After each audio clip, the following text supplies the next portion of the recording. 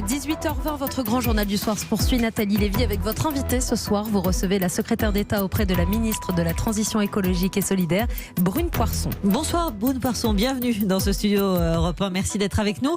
Alors voilà, c'est évidemment plus de 146 mesures retenues. Emmanuel Macron avec ce vert, très vert aujourd'hui derrière lui. Mais quand même, cette question... Est-ce réellement démocratique de ne soumettre au vote que les mesures pour lesquelles le président est déjà d'accord, tenu d'un référendum sur 146 des 149 propositions de la Convention climat ? Ce qui serait pas démocratique, ce serait de pas laisser justement à ceux qui ont été élus démocratiquement par les Français, aussi bien le Parlement que bien évidemment le président de la République, le choix de faire et de prendre des grandes décisions. C'est déjà une avancée démocratique majeure que d'avoir mis en place cette Convention citoyenne pour le climat. C'est une volonté de pousser nos institutions plus loin, d'aller mettre en œuvre des choses qui n'avaient jamais été mises en œuvre, jamais lancées auparavant. Mais il prend peu de risques quand même. Il a écarté des choses. Il a écarté notamment le 110 km/h. Pourquoi ? Mais parce que, comme beaucoup de Français l'ont souligné, ils pensent tout simplement, en tout cas, c'est pas une mesure qui visiblement suscitait l'adhésion des Français. Et puis aussi, il y a un élément sur lequel je crois il faut essayer de dire les choses. Parfois, vous travaillez pendant des mois, voire des années, sur un ensemble de mesures, sur un projet. Et l'ensemble s'effondre presque comme un château de cartes parce qu'il y a une mesure relativement anecdotique qui retient toute l'attention. Et donc le président de la République l'a dit d'ailleurs aux citoyens qui étaient présents, et ils ont applaudi le président de la République quand ils lui ont dit c'est une mesure qui ne fait pas suffisamment consensus, laissons-la de côté. Sur les dividendes, vous allez me dire la même chose alors ? Sur le fait que taxe de 4% sur les dividendes, pourquoi écarter ce principe ? On sait très bien ce qu'attendent les Verts là-dessus, et pas seulement d'ailleurs. Alors, je voudrais d'abord rappeler une chose, c'est que l'écologie est une demande très forte de tous les Français, mais l'écologie n'appartient pas à Europe Écologie Les Verts.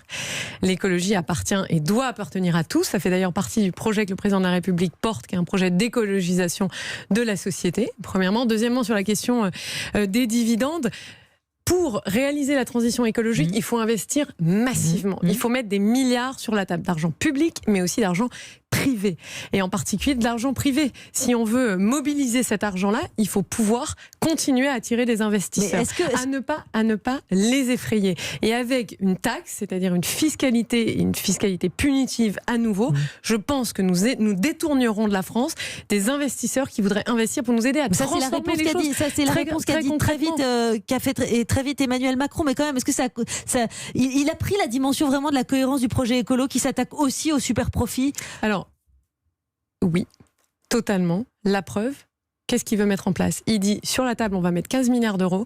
L'objectif, c'est quoi ? C'est aussi d'attirer des capitaux privés pour justement favoriser les investissements dans la transition écologique, et ça là, de façon massive.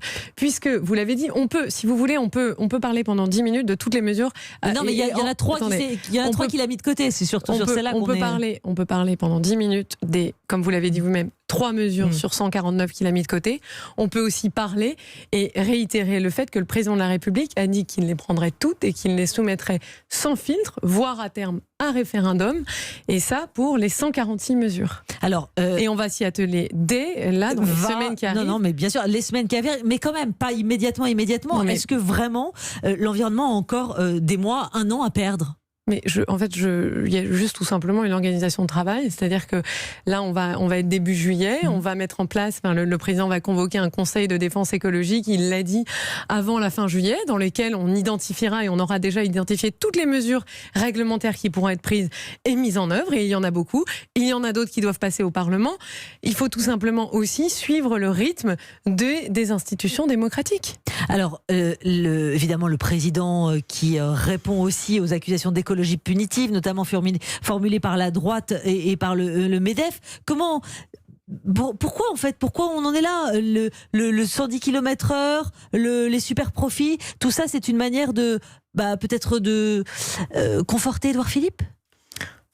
Alors, moi je pense que tout ça c'est surtout une manière de dérouler la transition écologique et surtout de respecter et de faire honneur à ce que ces 150 citoyens ont fait pendant des mois. Ils se sont vus à 7 reprises, ils ont travaillé d'arrache-pied pour donner et fournir des propositions au président de la République qui les a repris toutes, sauf 3 effectivement.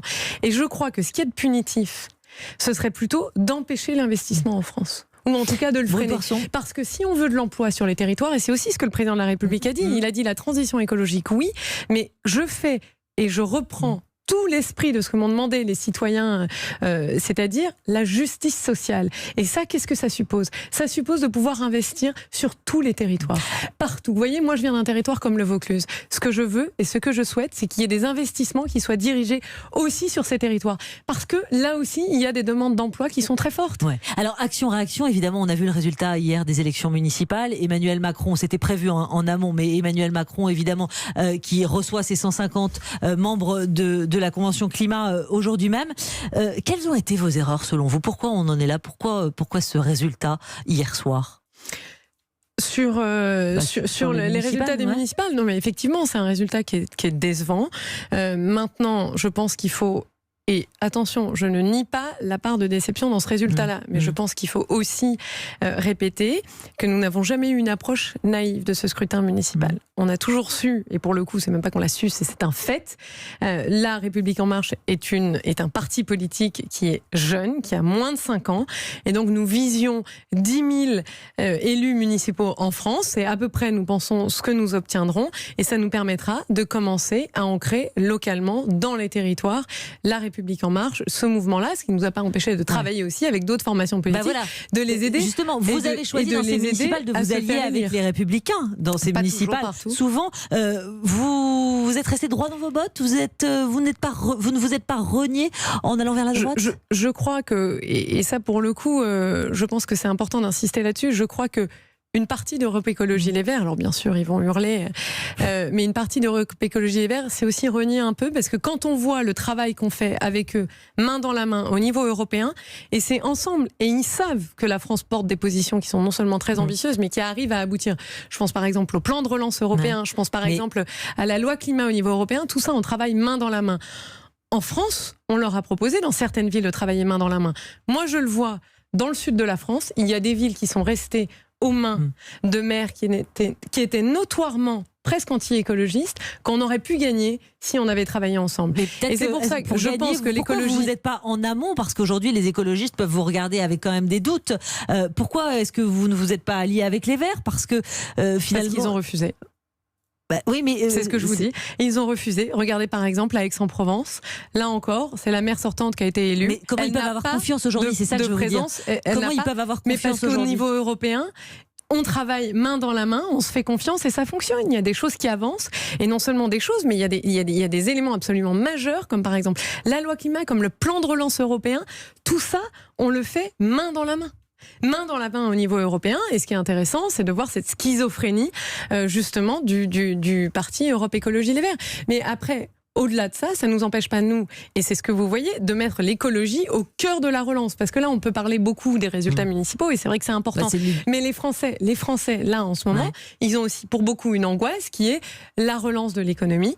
Et nous, ce que nous voulons, c'est dès le début que l'économie soit relancée sur des bases qui soient fondamentalement écologiques. C'est ça le projet de société que nous menons. On peut le mener en opposition frontale. Je ne pense pas que ça soit comme ça qu'on construise un projet écologique. Je pense que l'écologie est trop importante pour qu'on n'essaye pas de travailler sur des consensus qui puissent émerger, des consensus forts. Et la Convention citoyenne nous l'a prouvé. Donc ça veut dire que c'est faisable, et c'est ce qu'on s'efforce de faire. Merci beaucoup Brune Poirson d'être venue ce soir vous en expliquer sur Europe 1. Merci beaucoup. Merci à vous. Europe 1.